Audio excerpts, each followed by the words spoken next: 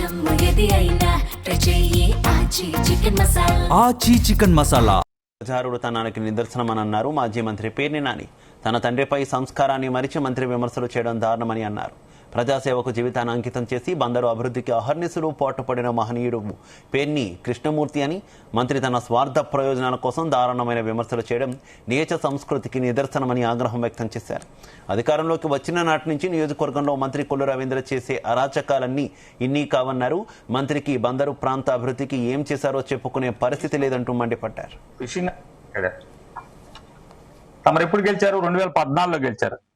అది 14 నుంచి 19 దాకా బందర్లో ఏముందో ఒకసారి మీరు చెప్పండి. పోనీ మీరు 5 ఏళ్లే కదా, ఈ 2 ఏళ్ళు, ఆ 5 ఈ 2 7 ఏళ్ళలో అసలు మీరు చేసింది ఏంటి చెప్పండి. మీ ఇష్టం. 7 ఏళ్లే కదా మీరున్నది. 7 ఏళ్లే కదా. 7 ఏళ్ళు 2014 తర్వాతే కదా. ఏం జరిగిందన్న మీ ఇష్టం.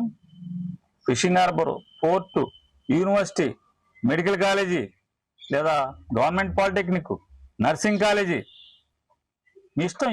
మీ పేరు చెప్పండి. ఈ రోడ్లు వైడనింగ్ మీరు 14 దాకా లేరు కదా. 2004 నుంచి 2014 దాకా ఏ పనైనా నేనే కదా చేసింది.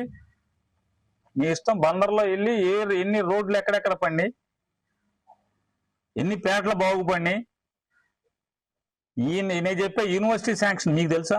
మీరు వచ్చేప్పటికి యూనివర్సిటీ ఉందిగా బందర్లో, లేదా? నర్సింగ్ కాలేజ్ ఉంది కదా, గవర్నమెంట్ పాలిటెక్నిక్ ఉంది కదా.